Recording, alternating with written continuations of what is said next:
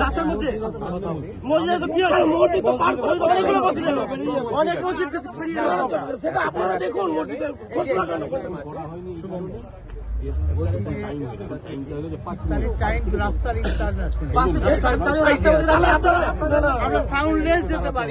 আপনি আমার প্রোগ্রামকে কেন ক্যান্সেল করবেন? জনসভাটাকে কেন জনসভা আছে সামনে আমাদের, কেন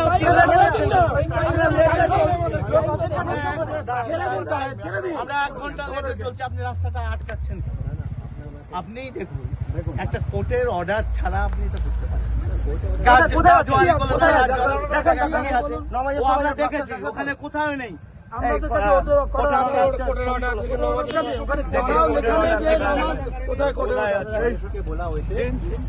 আমি রেগুলেটর করতে হবে। রেগুলেটর মানে পথ বন্ধ করে জনসভা বাতিল করা।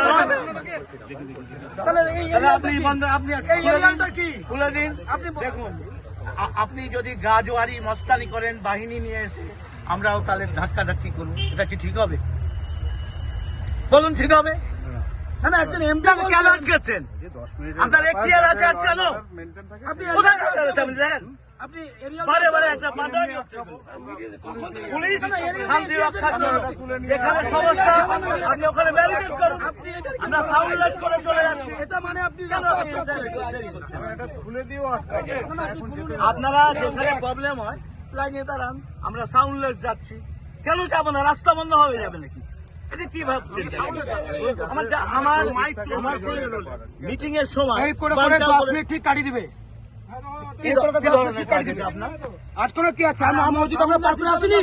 সমস্যা নেই, আমাদের মসজিদে পড়ছে না। আপনারা সাউন্ডলেস যাবেন?